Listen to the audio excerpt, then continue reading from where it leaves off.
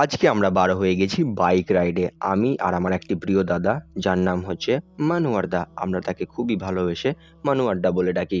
So আজকের যাত্রাটি খুবই সুন্দর হতে চলেছে। আজকে আমরা বাইক নিয়ে বের হয়েছি। তো দাদার একটি কাজ ছিল। সো সেই কাজের উদ্দেশ্যেই দাদা রাজগ্রামের দিকে যাচ্ছিল। তো তিনি একাই যাচ্ছিলেন, তাই আমাকে অফার করলো তার সঙ্গে যাওয়ার। আর আমি এই সুযোগ কিভাবে ছাড়ি? এই সামনের দৃশ্যটা নিয়েছি কারণ ট্র্যাক্টরটা পুরো রাস্তাটা ব্লক করেই তার জিনিসপত্র ফেলছিল। সো এখানে ট্র্যাক্টরটার দোষ দেওয়া যাবে না, কারণ তাকে তো জিনিসগুলো নিচে নামাতে হবে। সো সে নামাচ্ছিল। আর এই রুটটা দিয়ে আমার মামার বাড়ি যাওয়া যায়। আর এখন আমরা যেটা যাচ্ছি সেই জায়গাটির নাম হচ্ছে আমুয়ার ঘাট। এইখান থেকে কয়েক কিলোমিটার দূরেই রয়েছে আমুয়ার ঘাট। আর আজকের আমার লুকটা কেমন লাগছে অবশ্যই কমেন্টে জানাবেন। বেশি কিছু প্রস্তুতি করতে পারিনি, দাদা বলল আর আমি রেডি হয়ে বের হয়ে গেছি। এখন যেটা দেখতে পাচ্ছেন, এই রুট হয়ে আমি যদি সামনের দিকে অগ্রসর হই তাহলে আমরা যাব মাডাঙ্গের দিকে, এবং এখান থেকে আমরা যে ডান দিকে টার্নিংটা কাটছি এই রাস্তা বরাবর যদি আমরা এগিয়ে যাই তাহলে আমুয়ার ঘাটটা পৌঁছে যাব। এইখানে নৌকো করে আমাদেরকে ওই পারে যেতে হবে। সামনেই যে ব্যক্তিকে দেখতে পাচ্ছেন যিনি বাইক নিয়ে আসছেন, তিনি আমাদের প্রিয় মানোয়ার দা। কথায় রয়েছে না, বয়সের সঙ্গে সঙ্গে অভিজ্ঞতার স্পর্শ পাওয়া যায়। তার বাইকের পেছন দিকে বসে আমি সেটাই অনুভব করেছিলাম। সামনের ব্যক্তিটি হঠাৎই আমার দৃষ্টি আকর্ষণ করলো, কারণ এত বৃদ্ধ বয়সে তাও আবার সাইকেল নিয়ে ট্রাভেল করা সত্যি অভাবনীয় ব্যাপার। আমরা হয়তো এত বৃদ্ধ বয়সে তার মতো এত সাহসিকতা দেখাতে পারবো না, কিংবা হয়তো সেই সুযোগটাই পাবো না। অতদিন হয়তো আমরা এই পৃথিবীতে জীবনযাপনই করতে পারবো না। দাদুটার সঙ্গে কথা বলে আমি জানতে পারলাম তার বয়স ৮০-ও অধিক। সো এই বয়সে তিনি এরম করছেন, তার জন্য মন থেকে খুব ভালো লাগে। কারণ মানুষ সুস্থ থাকলে, ভালো থাকলে আমি সব থেকে বেশি খুশি হই। কারণ অতীতের আমার শারীরিক অসুস্থতা নিয়ে একটি ঘটনা রয়েছে। থাক, সে বিষয়ে আপনাদেরকে অন্য কোনো একদিন জানাবো। নদীর স্রোতের সঙ্গে সঙ্গে যান্ত্রিক প্রপেলরের ঘূর্ণনের ফলে আমরা অগ্রসর হচ্ছি ওই পাড়ের দিকে। এই ঘাটে কিন্তু অনেক নৌকোডুবির ইনসিডেন্ট রয়েছে। সো যখন আমি ট্রাভেল করছিলাম তখন মনের মধ্যে একটা ভয় অবশ্যই কাজ করছিল। ভয়ের চেয়ে আনন্দ এবং রোমাঞ্চর প্রাধান্যটা বেশিই ছিল। তাই আমরা ভয়কে তোয়াক্কা করে অগ্রসর হতে লাগলাম। দাদুটাকে সাহায্য করে দিলাম এই উঁচু জায়গায় সাইকেলটা উঠিয়ে দিয়ে, এবং তাকে বিদায় জানিয়ে আমাদের এবার আসল যাত্রা শুরু করলাম। সত্যি কথা বলতে এতক্ষণ আমরা আমাদের এলাকার আশেপাশেই ছিলাম। এইবার আমরা আমুয়ার ঘাটটা ক্রস করে অগ্রসর হচ্ছি আমাদের গন্তব্যের দিকে। যখন আমুয়ার ঘাটটা ক্রস করলাম, আমি এই দিকে সত্যি কথা বলছি জীবনে কখনোই আসিনি। আর এটা আমার প্রথমবারের অভিজ্ঞতা। সো এত সুন্দর সরু চিকন রাস্তা এবং আশেপাশের সবুজ শ্যামলা দেখে আমি মন্ত্রমুগ্ধ হয়ে গেলাম, এবং মন থেকেই ধন্যবাদ জানাতে চাইলাম আমার প্রিয় দাদা মনোয়ার দাকে, যা আমি তাকে সেই মুহূর্তে ভাষা দ্বারা বলিনি, এই ভিডিওর মাধ্যমে তাকে জানালাম। আপনারা অনেকেই না জেনে থাকতে পারেন, আমরা প্রথমে ক্রস করলাম ভাগলপুর, তারপরে এই জায়গাটির নাম হচ্ছে উমরাপুর, এবং সামনে আসতে চলেছে শাহজাদপুর। সময় যে কারোর কথাই শোনে না, দেখতে দেখতে ঘড়িতে 11টা বেজে গেল, এবং আমরা আমাদের যাত্রা শুরু করেছিলাম 10টার দিকে। এই 1 ঘন্টায় আমরা মাত্র 14 থেকে 15 কিলোমিটারই এগোতে পেরেছিলাম, কারণ অনেকটা সময় অতিবাহিত হয়ে গিয়েছিল নৌকোয় করে নদীটি পারাপার হতে গিয়ে। সামনে যেটি দেখতে পাচ্ছেন সেটা হচ্ছে কাটোয়ার ঘাট। এই দিক হয়ে আমরা যদি বাঁ দিকে যাই তাহলে অজগরপাড়া, এবং ডান দিকে গেলে আমরা পৌঁছে যাব রাজগ্রামের দিকে। সো যাত্রাটা কিন্তু খুবই ইন্টারেস্টিং হতে চলেছে। যতটাই অগ্রসর হচ্ছি ততটাই নতুন নতুন জিনিস এবং সুন্দর মনোরম জিনিস আমার চোখে ধরছে। সামনের উঁচু ঢলটা দেখছেন? আমি তো এখানে বিশাল ভয় পেয়ে গেছিলাম, কারণ মোটামুটি 45 ডিগ্রি অ্যাঙ্গেলে রয়েছে, এবং মনুয়ারদা কি সুন্দরভাবে এটা পার করে নিল। এই ব্রিজটি কিন্তু বেশ বড়ই ছিল। এই ব্রিজটি আমার অনুমান 100 থেকে 200 মিটার পর্যন্ত হবে। আপনাদেরকে খুবই একটা ইন্টারেস্টিং ফ্যাক্ট জানাই এই জায়গাটির ব্যাপারে।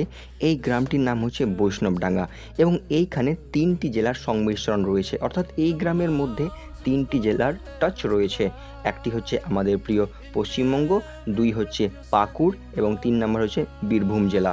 আপনাদেরকে যদি আমার জার্নির সবথেকে সুন্দরতম স্থানগুলির মধ্যে একটার কথা বলি তাহলে এটা কখনোই বাদ যাবে না, কারণ দুই পাশে দেখুন কি সুন্দর পলাশ ফুলগুলো ফুটে রয়েছে, এবং আমরা যেই টাইমে গিয়েছিলাম সেই টাইমে কিন্তু এই সুন্দর সুন্দর ফুলগুলো ফুটে রয়েছে। সো ভাই, অসম্ভব সুন্দর লাগছে। আপনারা তো ক্যামেরার মাধ্যমে দেখছেন, কিন্তু প্রকৃতিতে এবং বাস্তবে কি যে অপূর্ব তা ভাষা দ্বারা বলে বোঝানো সম্ভব নয়। কেমন টেস্ট লাগলো? মাশাআল্লাহ, বিরিয়ানি ভালো আছে। দেখা যাক।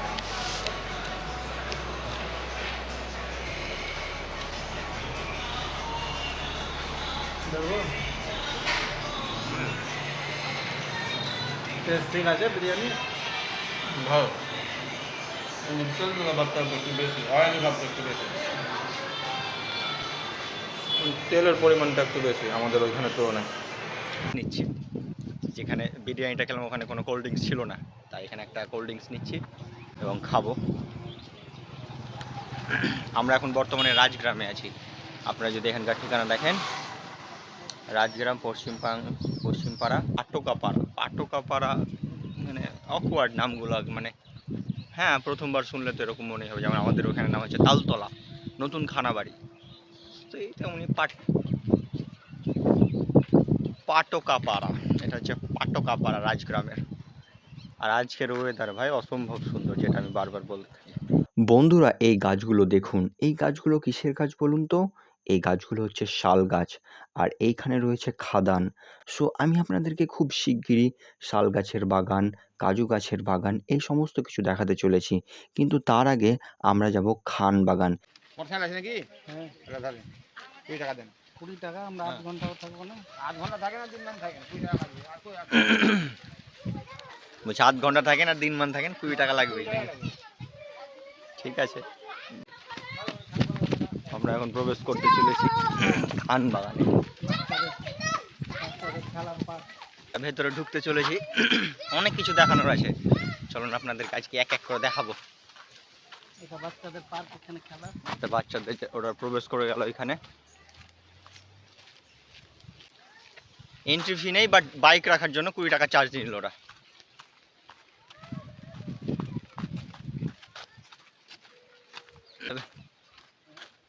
শুধু গাছপালাই আছে, আর কিছু নেই। চেয়ার রাখা হয়েছে যেখানে বসে সবাই চিল করবে।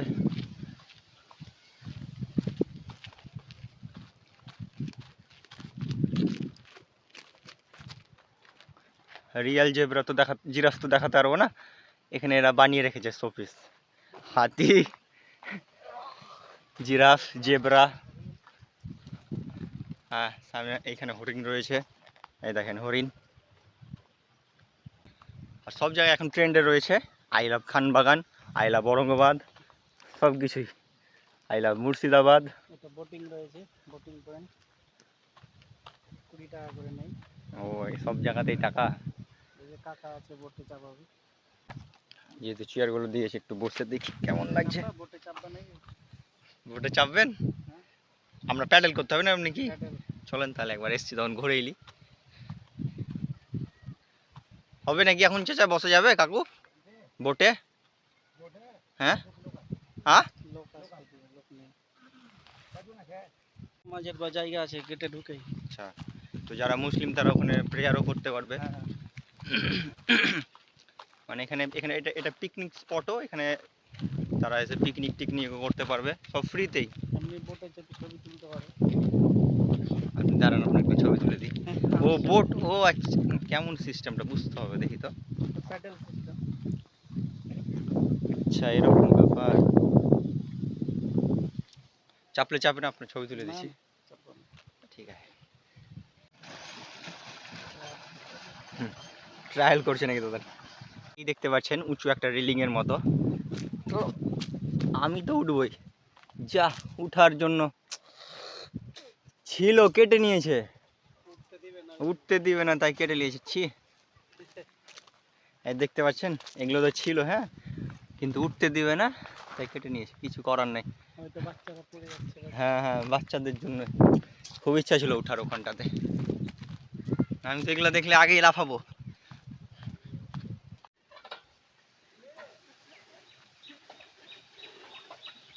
বুবাই হালদার আনন্দ নিচ্ছে খানবাগান পার্কে। হয়ে গেল, বোনটা তো বাচ্চা আছে না। বীরভূমের মুরারই থানার অন্তর্গত রাজগ্রামের কাছাকাছি খানবাগান।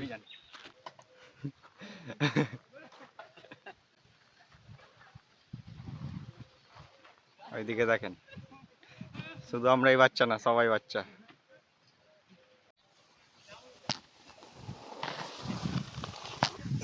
এটা জোরে নামি না, কারণ কোমরে চাপ পড়ে। এদিকে শৌচাগার রয়েছে, এদিকে হাত ধোয়ার জায়গা, আর এটা প্রেয়ার করার জন্য। আর ওদিকে সেলফি জন্য লেখা আছে, মানে মুসলিমদের জন্য না, আমার হিন্দুদের জন্য এখানে মন্দিরও রয়েছে। যেহেতু আমরা সব ধর্মের লোকই ইন্ডিয়াতে বসবাস করি, তাই। শাল গাছ আর শাল গাছ, হ্যাঁ।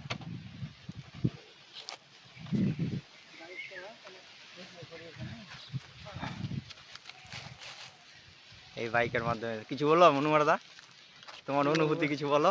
আলহামদুলিল্লাহ, আমার তো এগুলোর প্রতি টান থাকে, মাঝে মধ্যে আসি, খুব ভালো লাগে। আমি প্রকৃতি প্রেমী একজন ট্রাভেলার। পাহাড় জঙ্গল আমাকে সবসময় কাছে টান নিতে চাই, আমিও তাদের কাছে যেতে খুব ভালোবাসি। আর এটা আমার প্রথমবারের অভিজ্ঞতা। আমরা গিয়েছিলাম একবার শালবনের জায়গাগুলো দেখতে, বাগডোগরার দিকে, জায়গাটা বাগডোগরা, হ্যাঁ বাগডাবরা। তো ওখানে এতটা ডেন্স ছিল না, এখানে তো এখানকার মানে গাছগুলো অনেক বেশি ঘন।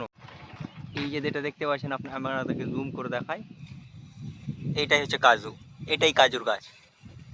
আরও কাছে দেখায়, এগুলো কাজু। আর নিচে পড়ে রয়েছে, আমি একটা দেখতে পেলাম, এই দেখেন পড়ে রয়েছে, এর ভেতরে কাজু আছে, এগুলোই কাজু। আর এখানকার যে সেন্ট আছে না, নিঃশ্বাস নিচ্ছে তখন একটা আলাদাই সুন্দরী, মানে আলাদা একটা সেন্ট আছে। আমি একটা বাড়ি নিয়ে যাব, লোককে দেখাবো যে দেখো হ্যাঁ এটা কাজু, কিন্তু গাছ থেকে পারবো না, যেগুলো নিচে পড়ে রয়েছে। যেমন দেখেন এই যে এটা পড়ে রয়েছে। আমরা ছোট ছেলে হয়ে গেছি, আমরাও কাজু কুড়াতে লেগে গেছি। ও ভাই প্রচুর গাছ রয়েছে তো, মজা রে। তুই যে কি মিস করলি তুই জানিস না, সাইকেলে করে আসবো আমরা, চিন্তা নাই। এটা যে এই আমার এডিট করতে অনেক টাইম লাগবে।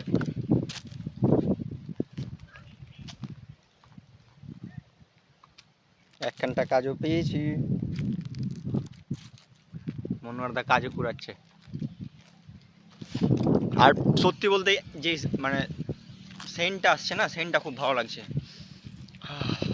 নিঃশ্বাস নিতে ভালো লাগছে, একদম মিষ্টি একটা সেন্ট আসছে।